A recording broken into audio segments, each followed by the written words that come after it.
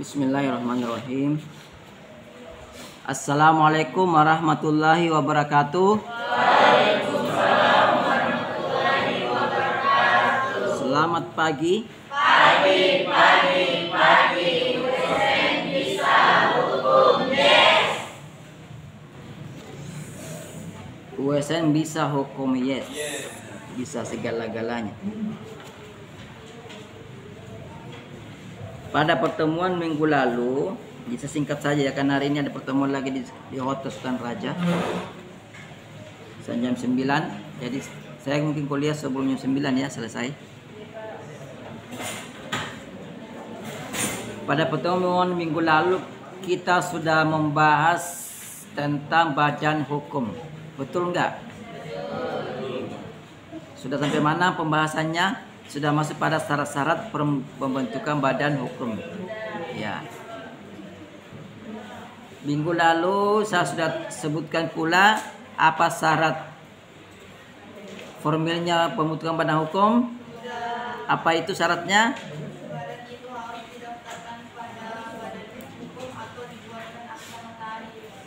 Bukan didaftarkan pada badan hukum, ya. Ya, didaftarkan pada sudah. Badan hukum itu harus dibuat berdasarkan akta notaris. Itu syarat formilnya. Syarat materialnya sudah kan? Syarat materialnya mengikuti teori pembentukan badan hukum, ya. Ada 4 syarat. Hari ini kita masuk pada tempat tinggal.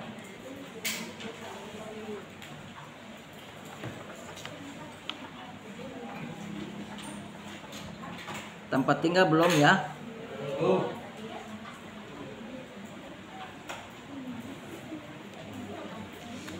Nah, tempat tinggal ini penting juga kita bahas karena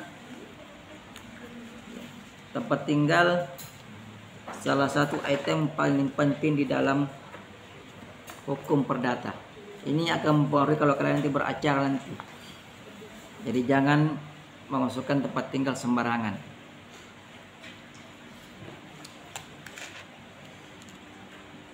Nah, tempat tinggal ini biasa pula dinamai dengan istilah domisili.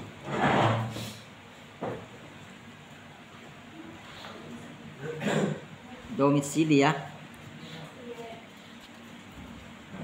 Biasa dengarkan istilah domisili. Sering. Tempat tinggal atau domisili secara sederhana dapat diartikan sebagai tempat di mana seseorang berkedudukan atau tinggal serta memiliki hak dan kewajiban hukum.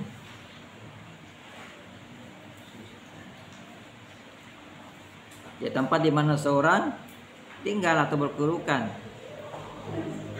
atau memiliki hak dan kewajiban hukum. Jadi kalau ini kalian tinggal di Undulako misalnya, contoh tinggal di Kecamatan Undulako, berarti ya artinya kalian berkedudukan di Undulako dan kalian punya hak dan kewajiban juga di Undulako, hak dan kewajiban hukumnya.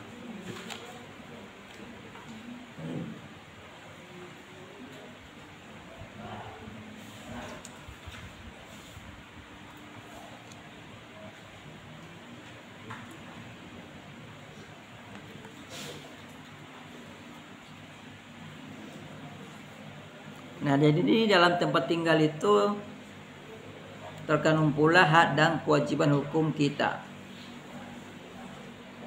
Putar dulu biar semua dapat rekaman videonya.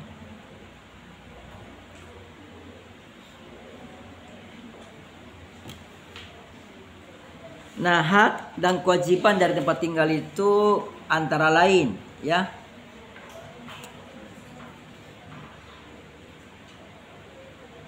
Yang antara lain ini hak dalam bidang hukum publik, misalnya hak mengikuti pemilihan umum. Kalau kalian tidak punya tempat tinggal, jangan harap Anda bisa mengikuti pemilihan umum. Tahu maksudnya toh?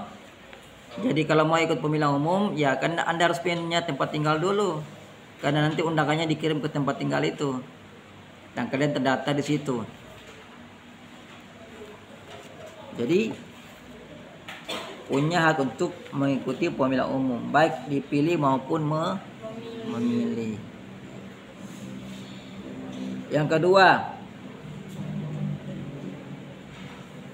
memiliki kewajiban membayar pajak. Pajak apa itu? Kalau terkait dengan tempat tinggal, iya, pajak bumi dan bangunan, PBB. Bukan PBB-nya Amerika, ya. Kalau PBB-nya Amerika itu persekutuan bangsa-bangsa, bukan itu ya. Ini PBB, pajak bumi dan bangunan.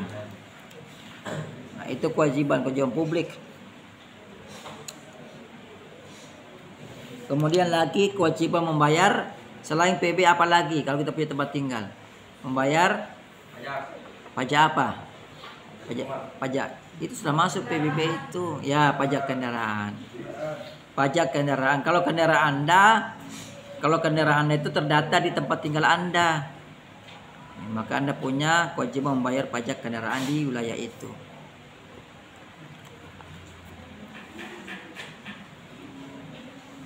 Kemudian hak dan kewajiban dalam bidang hukum perdata. Misalnya ya. Jadi nanti masih bisa mencari lagi yang lain. Salah satunya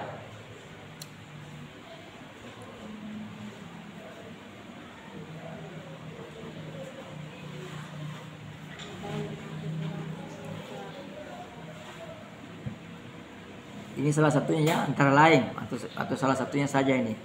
Misalnya Anda mengadakan perjanjian, anggaplah perjanjian utang tapi minjam ya. Dalam perjanjian tidak disebutkan tempat pembayarannya, ya, maka di situ ya pembayarannya itu dilakukan di tempat tinggal si kreditur. Ya, apa itu kreditur? Pihak yang bukan. Kreditur adalah pihak yang memiliki hak. Itu kreditur. Debitur selalu pihak yang memiliki kewajiban. Nah, dalam perjanjian utang piutang, maka kreditur adalah orang yang memberikan orang yang memberikan utang atau orang yang berpiutang. Debitur adalah orang yang berutang. Namun jangan selalu diartikan bahwa kreditur dan debitur itu hanya selalu berutang dan piutang. Tidak seperti itu. Kreditur dan debitur itu ada sama semua ada terhadap semua perjanjian. Kalau Anda melakukan jual beli, ya, Anda pinjam pakai, sewa menyerah, tetap ada istilah kreditur dan debitur. Makanya kreditur diartikan sebagai pihak yang memiliki hak. Ingat. Kreditur, ya, hak. Kalau dia punya hak, maka dia punya hak untuk menagih, karena ada haknya di situ. Menagih apa? Bisa menagih utang, bisa menagih sewa, bisa menagih penjualan, itu kreditur. Sebaliknya debitur adalah pihak yang memiliki kewajiban. Apa kewajibannya? Yang membayar.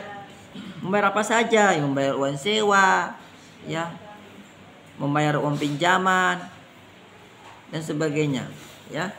Bisa pula kalau dalam jual beli, berarti apa kewajibannya? Membayar harga barang. Ya, itu. Jadi kalau dalam perjanjian tidak disebutkan di mana dalam perjanjian misalnya utang piutang, ya. Perjanjian pinjam minjam tidak disebutkan di mana tempat membayarnya, maka dilakukan di tempat tinggal si kreditur.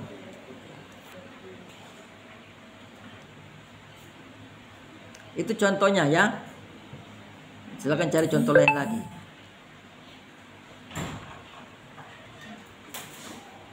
Oh, kenapa ini? Oh, dari izin. Siapa namamu?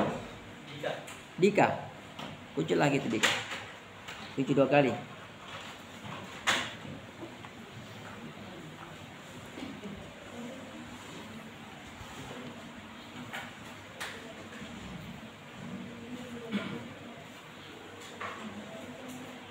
Ada pertanyaan?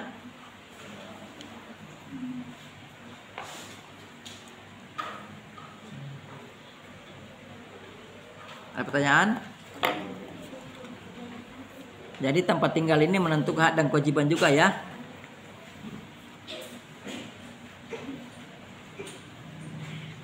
Kemudian tempat tinggal itu dapat dikategorikan atau dibedakan menjadi beberapa jenis. Yang pertama, tempat tinggal yuridis. Yang kedua, tempat tinggal nyata. Yang ketiga, tempat tinggal pilihan. Dan yang keempat, tempat tinggal ikutan atau tergantung.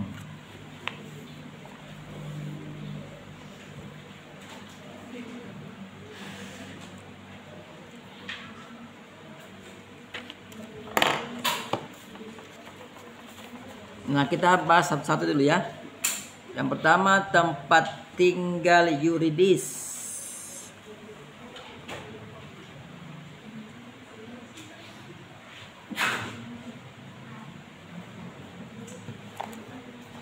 Tempat tinggal yuridis adalah tempat tinggal yang ada karena adanya peristiwa kelahiran, ya biasanya gitu. Peristiwa kelahiran.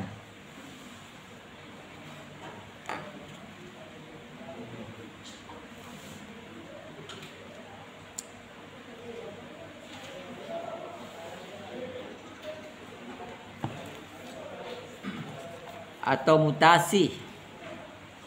Apa itu mutasi? Nah, perpindahan.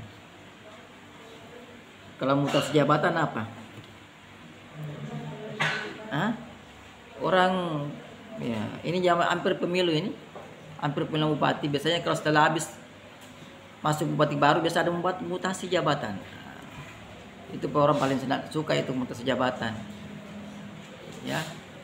Dimutasi jabatannya dari kepala sekolah menjadi guru biasa, dari atasan menjadi bawahan, jadi pindah yang sebelumnya duduk di atas lalu duduk di bawah. Mudah-mudahan nanti ini bupati yang baru tidak demikian ya.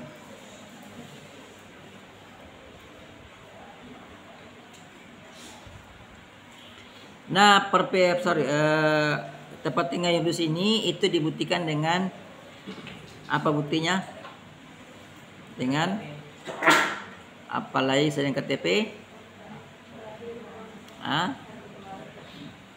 Yang dikui KTP saja ya, KTP. Jadi dibuktikannya dengan KTP. KTP dianggap sebagai dokumen hukum yang membuktikan bahwa seorang tinggalnya di suatu tempat. Jadi KTP, jangan buang KTP-nya.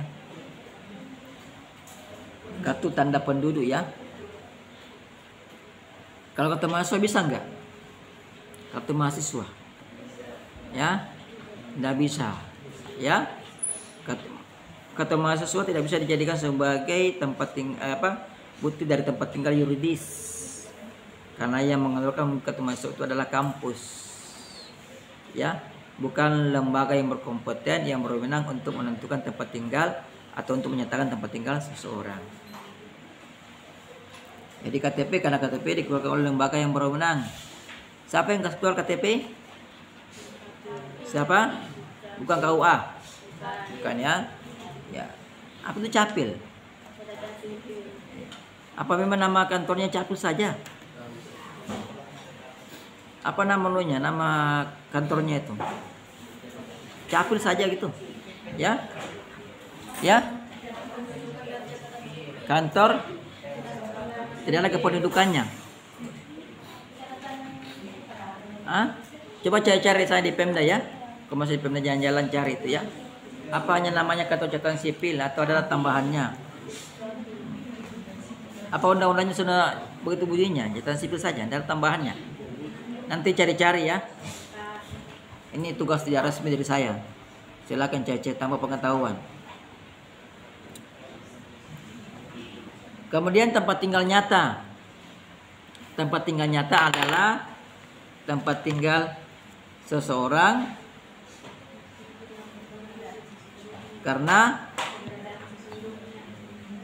Ya, bisa karena keberadaan sesungguhnya atau keberadaan kesehari-hariannya, tempat tinggal nyata. Ini biasa terjadi karena peristiwa apa biasa? Peristiwa pekerjaan. Jadi tempat tinggal nyata itu biasanya itu terjadi karena di latar belakangi oleh pekerjaan kita, Jadi dia memiliki tempat tinggal nyata. Maksudnya begini, dia lahirnya di Makassar, sekolahnya di Makassar, SD, SMP, SMA, kemudian S1, S2, S3. Ya. Kemudian kawin juga di Makassar, sudah punya anak, kemudian dia mendaftar menjadi dosen di USN Kabupaten Kolaka. Lulus, dia pindah ke sini. Itu maksudnya ya. Sehingga dia memiliki tempat tinggal nyata. KTP-nya masih tetap di Makassar, tapi tempat tinggal nyatanya ada di Kolaka karena dia kerja di Kolaka. Jadi ada kemungkinan tempat tinggal nyata dan tempat tinggal yuridis itu berbeda. Nah, nanti kalau kalian nanti jadi misalnya di sini ada menjadi pengacara, mudah-mudahan ada yang jadi pengacara, mengikuti jejak dosennya. Mudah-mudahan pengacara yang baik, bukan Markus, karena banyak juga pengacara itu Markus, makalar kasus. Semoga tidak seperti itu nanti. Ya, tempat tinggal ini penting. Jadi kalau kalian menentukan tempat tinggalnya para pihak, kalian lihat KTP-nya dulu, tuliskan berdasarkan KTP, nomor sekian bla bla bla, tempat tinggal ini. Kalau ada tempat tinggal nyatanya, ya sebutkan juga. Gitu ya. Atau pastikan dulu. Biasanya dalam pengadilan itu, karena itu surat panggilan dibawa ke tempat tinggalnya yang sesungguhnya. Jangan KTP di Makassar tapi tinggal di Kolaka, ya tulis saja tempat tinggalnya di Kolaka secara nyata. Ya. Dia harus jelas pasti. Karena kalau kalian misalnya mengajukan gugatan di Kolaka, tulis ya tempat tinggalnya di Makassar, nanti banyak biaya ongkosnya, banyak biaya perkaranya. Kalau misalnya kalian jadi penggugat ya, jadi pastikan dulu di mana tempat tinggal yang sebenarnya. Kemudian kedua, tempat tinggal pilihan.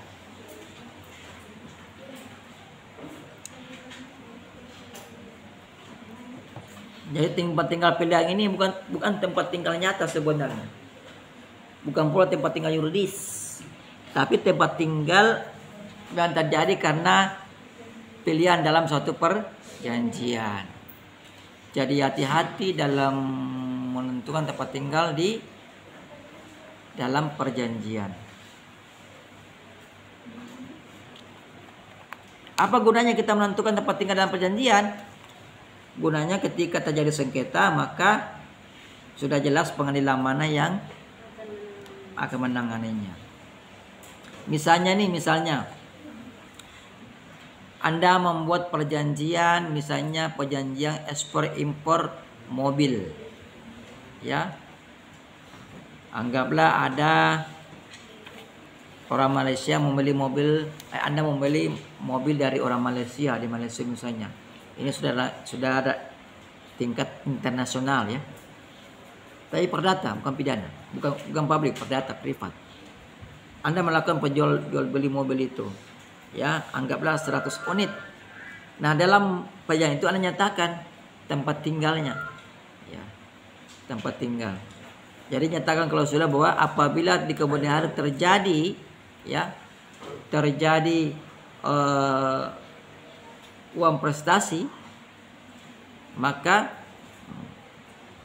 kedua belah pihak sepakat untuk memilih tempat tinggal di negara ini misalnya.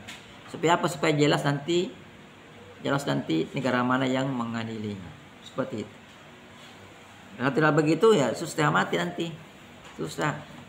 Nanti masing-masing pihak mengatakan, oh ini kewenangan dari negara kami untuk mengadili. Susah. Apalagi itu masuk dalam unsur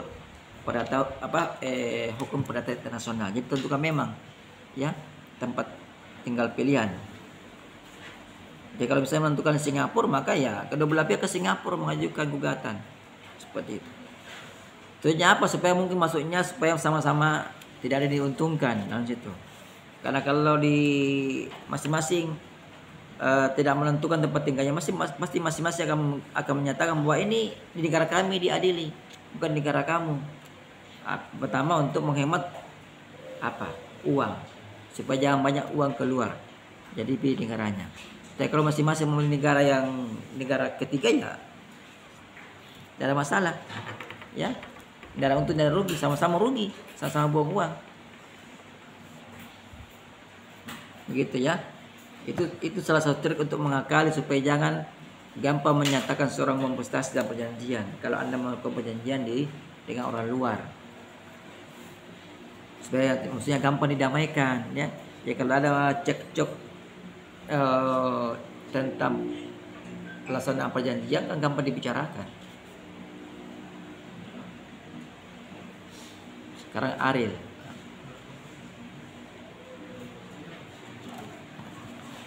Ada pertanyaan sampai di sini? Kemudian terakhir tempat tinggal ikutan. Kalau tidak percaya saya lanjut terus itu. Gas full. Gas full kayak orang main kripto saja, gas full. Siapa saja yang sering main kripto? Ada yang pernah masukkan uang di kripto? Itu istilahnya gas full, remblong. Akhirnya uangnya tidak kembali, hangus uangnya. Nah, yang terakhir tempat tinggal ikutan. Pasti sudah tahu ikutan apa itu. Atau tergantung pada apanya, pada gantungannya. Ya. Jadi tempat tinggal ikutan ini ada tempat tinggal yang terjadi karena peristiwa perkawinan. Ya, peristiwa perkawinan. Kalau ada peristiwa perkawinan akan timbul apa lagi? Apa konsekuensi dari perkawinan? Kok perceraian? Ya Allah. Masa kawin itu cerai? Kawin bukan untuk cerai. Kawin untuk kawin lagi. Masa cerai, ya? Jadi apa istilahnya akibat hukum dari perkawinan? Karena perkawinan itu adalah perbuatan hukum. Ingat, perbuatan hukum pasti memiliki akibat hukum. Tidak ada perbuatan hukum yang tidak memiliki akibat hukum, pasti punya akibat hukum. Apa akibat hukumnya perkawinan? Ya, coba analisa deh. Kalau orang perkawinan, orang sudah kawin itu, kita menjadi apa? Laki-laki menjadi apa? Perempuan menjadi itu pertama. Berarti apa namanya itu kalau gitu? Keluarga. Apa namanya itu kalau suami itu dan istri? Apa namanya dalam istilahnya itu dalam perkawinan? Apa dalam pemerangan namanya dia status. Coba lihat KTP kalian. Coba lihat tuh KTP kalian. Ada yang status suami tak? Status suami, istri. Ada yang saya punya itu KTP-nya? Belum ada. Tidak sembunyi, seperti sudah kawin. Masanya sini tidak ada yang saya lihat tua-tua ini. Ini kelahiran tahun 2000 tak? Tapi saya lihat sudah ada yang muka-muka tahun 90-an lahirnya. Itu status. Jadi akibat pertama dari perkawinan adalah melahirkan status. Status suami dan istri. Iya. Itu kalau perkawinan. Apalagi? Akibat hukumnya apa?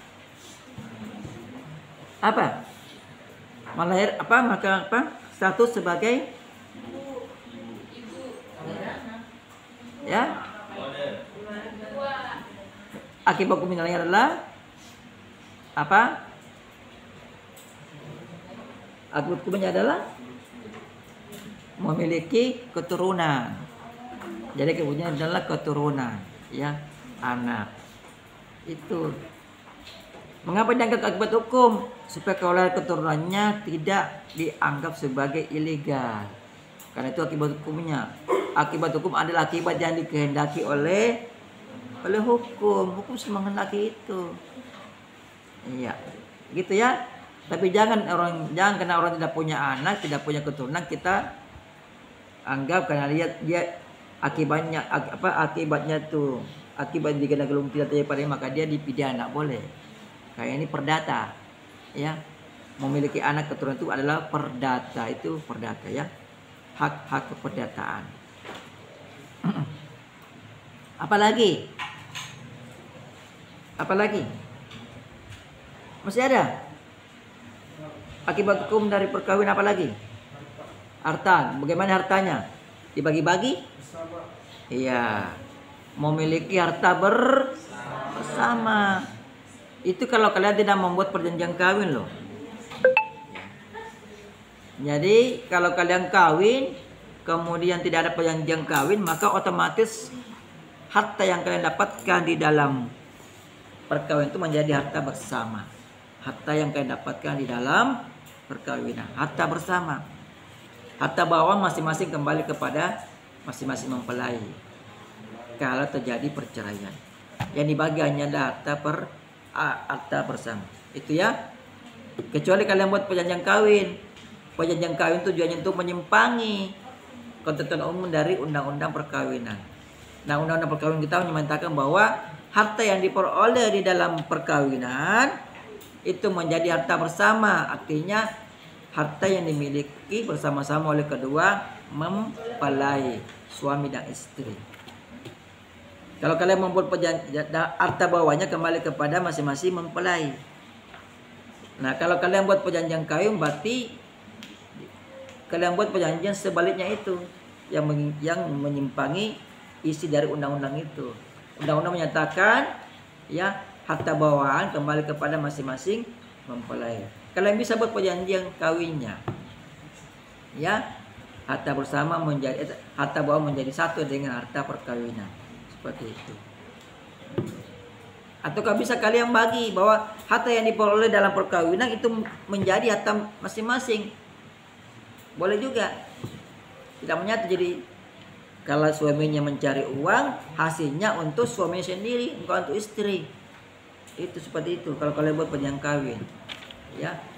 Rekeningnya suaminya untuk suaminya sendiri, istri tidak boleh minta. Begitu pun. Jadi masing-masing mencari kerja itu kalau misalnya ya bisa terjadi ini di dunia barat ini. Masing-masing kerja. Tidak mau diganggu. Ya. Begitu. Dan masih banyak lagi isi perjanjian kawin yang kalian bisa lakukan. Namun di Indonesia perjanjian kawin itu tidak lazim. Ya. Tidak lazim itu. Itu kayak barat. Yang lazim di Indonesia itu adalah poligami. Kawin lebih dari satu perempuan dalam satu masa perkawinan. Masih terikat masih berstatus sebagai suami lalu kawin lagi, itu namanya poligami. Kalau sudah duda baru kawin, bukan poligami, biar kawin 1000 kali, bukan poligami namanya, tetap monogami. Ada pertanyaan? Asal jangan tanya tentang poligami karena belum masuk bahannya itu. Ada pertanyaan?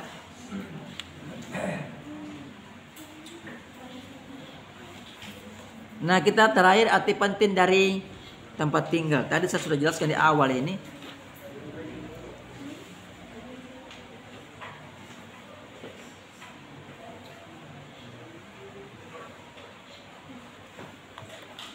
Arti penting tempat tinggal. Nah, tadi saya jelaskan tadi, itu adalah untuk menentukan hak dan kewajiban perdata maupun publiknya.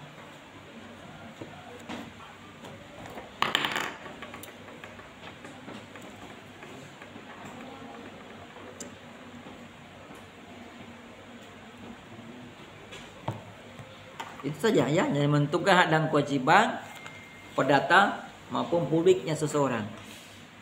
Apa haknya, hak perdatanya? Misalnya hak perdatanya misalnya mengajukan gugatan. Itu hak perdata ya, bukan kewajiban itu mengajukan gugatan. Atau mengajukan cerai, itu haknya. Ya. Dilihat tempat tinggalnya dulu. Dia tinggal di mana? Ya. Atau misalnya hak kewajiban publik membayar pajak. Raja bidang bangunan, tinggalnya di mana. Seperti itu. Itu pentingnya, arti pentingnya tempat tinggal. Ada pertanyaan? Jam berapa sekarang? Jam berapa? Jam 8 lewat 9. Undangannya jam 9. Tapi kalau saya datang jam 9 tidak logis, ya bagi saya itu tidak logis lah. Masa undangan jam 9 datang jam 9. Ya. Harus datang jauh-jauh sebelumnya ya. Saya tidak mau kayak kalian nanti setelah mendatang suruh keluar. Saya tahu begitu panitianya. Ya. Kalau telah mendatang suruh keluar tidak enak rasanya. Tidak enak toh? Kalau telah mendatang suruh keluar tidak enak rasanya toh? Kayak minggu lalu banyak berapa orang itu. Minggu lalu itu sebenarnya saya mau suruh kalian masuk sebenarnya. Sampai saya baca dulu presensi. Cuma ada yang bersiul di luar sampai masuk sini. Itu bersiul kayak serigala. Saya kira serigala itu juga saya usir. Coba kalian tidak bersuara begitu, nah kayak serigala, saya tidak usir, saya kira serigala. Makanya saya usir itu kemarin minggu lalu. Jangan serigala kita dimakan sama serigala manusia, mati lah kita. Nah demikian hari ini tugasnya ya. Saya mau tanya dulu, apa yang mendasari pembentukan suatu wilayah? Wilayah terbentuk dengan apa? Dengan perangkat apa? Itu tahu soalnya? Aril. Iya, dokumen itu kan dokumen juga. Apa dokumennya kalau begitu? Aril. Untuk pemekaran suatu wilayah.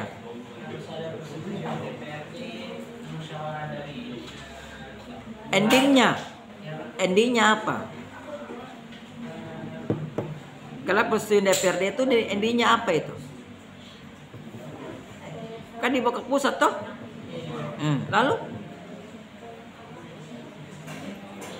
Aduh. Itu kalau ke timur termekar yang apa itu? Perangkat apa itu? Lama juga ini HTN-nya kalian ini. Sebenarnya ini materi HTN. Saya mampu ngatain, cuma ini materi umum hukumnya ini. Hukum secara umum. Apa soal pertamanya? Pasal berapa? 16. Pasal berapa yang menerangkan tentang pembagian badan hukum? Pasal berapa? 1653. 53 atau 63? 1653. Iya.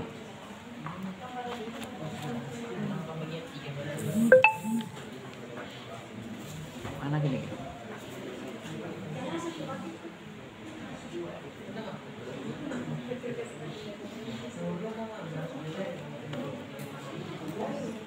Baik, dengan berakhirnya pertanyaan tadi maka berakhir pula segala kegiatan kita pada hari ini. Sebelum betul-betul berakhir, saya mau lihat dulu semangat kalian ini.